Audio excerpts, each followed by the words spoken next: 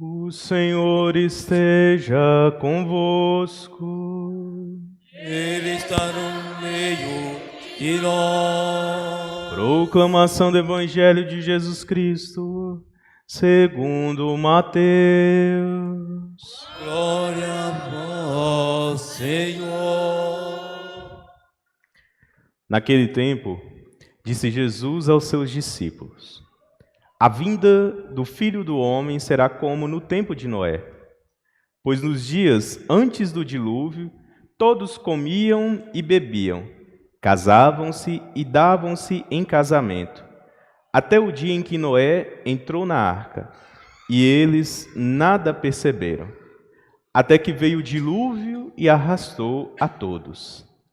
Assim acontecerá também na vinda do Filho do Homem. 2 homens estarão trabalhando no campo. Um será levado e o outro será deixado. 2 mulheres estarão moendo no moinho. Uma será levada e a outra será deixada. Portanto, ficai atentos, porque não sabeis em que dia virá o Senhor. Compreendei bem isso. Se o dono da casa soubesse a que horas viria o ladrão, certamente vigiaria e não deixaria que a sua casa fosse arrombada. Por isso, também vós, ficai preparados, porque na hora em que menos pensais, o Filho do Homem virá. Palavra da salvação. Glória a vós, Senhor.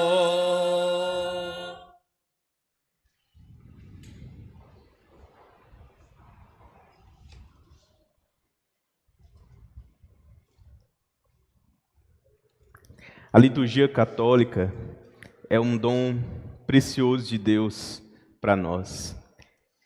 Tão significativo termos estes ciclos da liturgia em que vai nos aproximando do mistério, revisando as nossas vidas, colocando-nos à prova diante do Evangelho de nosso Senhor Jesus Cristo.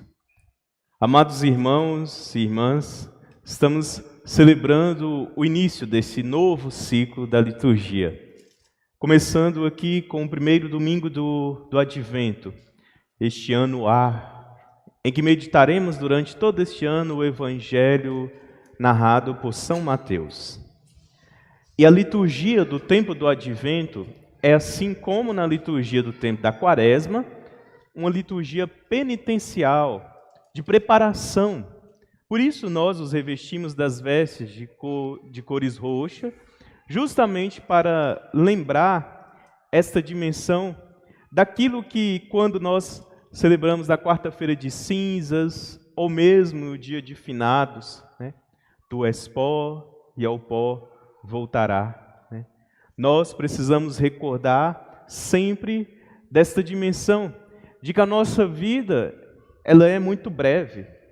A nossa vida, ela não contempla a totalidade do amor, não contempla a totalidade da felicidade, até mesmo deste encontro com Deus que é sempre contínuo, é sempre uma busca nossa de irmos ao encontro dEle, mas quanto mais nos acorremos ao amor de Deus, quanto mais experimentamos dEle, mais nós sentimos necessidade, porque sabemos que ainda não experimentamos na totalidade. A liturgia é uma busca, a liturgia é um encontro contínuo com esta vontade de Deus. E aqui estamos para retomar este caminho. E é muito interessante porque, diante daqui, ninguém perguntou na porta de entrada para você como é que foi o seu último ano litúrgico. Celebrou muito bem, participou das missas todos os domingos, né? Fez tudo certinho, confessou-se, passou... Não. Todos nós fomos convidados, da mesma maneira, a participar da mesma palavra de Deus, do mesmo pão, e a nos convertermos a este amor. Mas saibamos, porque isso não é algo meu, o que a própria liturgia nos convida a refletir. Não sabemos quantas vezes aqui entraremos. Não sabemos quanto tempo temos para continuar celebrando a fé em Deus. Por isso a liturgia de hoje é um grito de Deus para nós. Nos convertamos ao amor de Deus.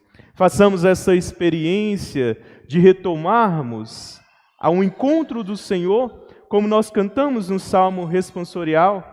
Quando vamos à casa do Senhor, o nosso coração deve se encher desta profunda alegria, porque sabemos que o nosso julgamento ainda não chegou, porque sabemos que a gente ainda tem tempo para se converter, a gente ainda tem tempo para viver esta maravilha de Deus nos nossos corações e buscar o caminho de salvação e de redenção que dele vem. A primeira leitura do livro do profeta Amós, de maneira tão forte e incisiva, vem nos mostrar que nós, durante a nossa história, a história, digo assim, da humanidade, nós passaremos por diversas ocasiões em que seremos aí testados na nossa paciência, na nossa vigilância. Alguns dirão, olha, está acontecendo tal guerra, está passando por tal peste, e as coisas já começam a se desfalecer e acabar. E aí vem o Senhor para nos lembrar, em meio a tantas dificuldades, em meio a tantos sobressaltos, eu estou convosco. E é preciso que vocês tenham coragem de transformar o que é ruim em algo que seja sinal de vida. E aí uma expressão muito forte do profeta quando ele diz que transformará as nossas armas de guerra em sinais de trabalho, de construção. Como São Francisco, aquela oração atribuída a São Francisco, quando diz, onde houver o ódio, onde houver o rancor, que eu leve o amor, que eu leve a esperança, que eu leve a concórdia, a vontade de Deus. É a grande vontade do cristão de saber que mesmo em meio a todas as dificuldades do mundo, ele não pode perder esta vontade de ser sinal de Deus, de ser sinal da graça redentora do Senhor, de buscarmos com veemência, com força, com coragem, vencer as tentações, vencer as ciladas que estão presentes em nossa caminhada de fé. E como isso se dará? E vem o Salmo para nos responder. Vamos com alegria à casa do Senhor. Eu sempre costumo dizer, no início do tempo do Advento, e fica para nós, essa catequese que essa liturgia do tempo do Advento nos faz, que é como aquilo que na teologia, uma palavra grega que resume isso, que se chama kenosis. A kenosis, ela é, na verdade, o rebaixamento de Deus à nossa humanidade. O melhor texto que vai falar sobre a kenosis é aquele de São Paulo aos Filipenses, no capítulo 2, quando diz que Deus não fez o ser dele uma usurpação, mas se tornou igual a nós em tudo. E nos ensina a ter os mesmos sentimentos de Jesus. Então o tempo do Advento é para que a gente recorde o caminho da humildade. E por isso ele começa lá do alto, começa do Cristo que vem para julgar, do Cristo que vem para nos apresentar um novo céu e uma nova terra.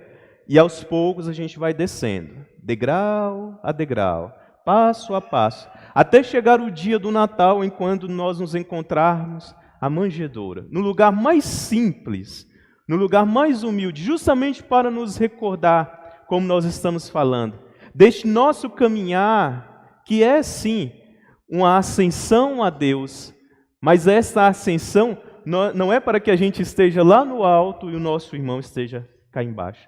Esta ascensão é justamente para que a gente se coloque como Cristo a serviço do irmão, para que a gente aprenda a amar, para que a gente aprenda a ter o rebaixamento do perdão, porque para viver o perdão é preciso a gente às vezes se rebaixar na dignidade de se colocar no lugar do outro. Então, toda essa realidade do Advento vai nos mostrar esta dimensão de irmos ao encontro da simplicidade, de irmos ao encontro do que é verdadeiramente belo. Eu acho muito justo e muito bonito e, na verdade, pessoalmente me anima muito, este tempo em que a gente começa a acender as nossas luzes nas nossas casas, preparar os nossos lares fisicamente para o Natal. Não acho que seja algum tipo de pecado fazer isso. E é muito importante, né, a gente transparecer a nossa fé através disso. Mas acontece que para muitas pessoas esses se tornam apenas sinais externos. E não é segredo para nós que muitas pessoas esqueceram da simbologia verdadeira, melhor dizendo, do sentido verdadeiro deste tempo. Então, para nós cristãos, que a gente faça deste tempo do Advento como um verdadeiro retiro espiritual e uma revisão das nossas vidas. São Paulo nos disse, na segunda leitura, que nós precisamos olhar em quais situações, seja no sentido do nosso comportamento com os nossos irmãos, seja no sentido da nossa moralidade, dos vícios, dos excessos dessa vida. E ele diz, né, cuidado com as coisas ruins que atrapalham esta caminhada junto de Deus. Quantas vezes as pessoas acham que, não, por causa de uma bebedeira eu não vou me afastar de Deus. Mas é 1, 2, 3, e por aí vai. E vai se acostumando nesse caminhar, vai se acostumando a se afastar das coisas de Deus.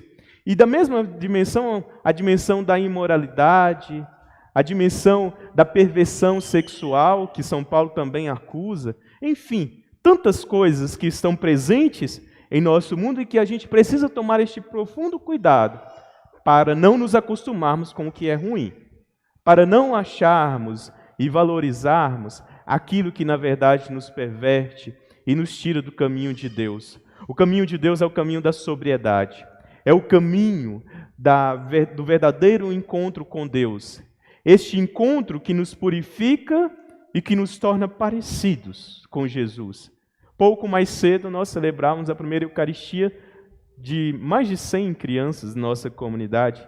Estava bonito o momento aqui na nossa comunidade de fé, né? Depois vocês podem até assistir nas transmissões de nossas redes de evangelização, mas eu acho muito importante que cada um deles e cada um de nós recordemos aquilo que é a essência do ser, do viver a realidade e celebrar a realidade da Eucaristia nas nossas vidas. É daquilo que a gente sempre diz. A gente celebra a Eucaristia para que nós sejamos eucaristizados, para que a gente pareça com Jesus, para que a gente se aproxime da sua verdade e do seu amor.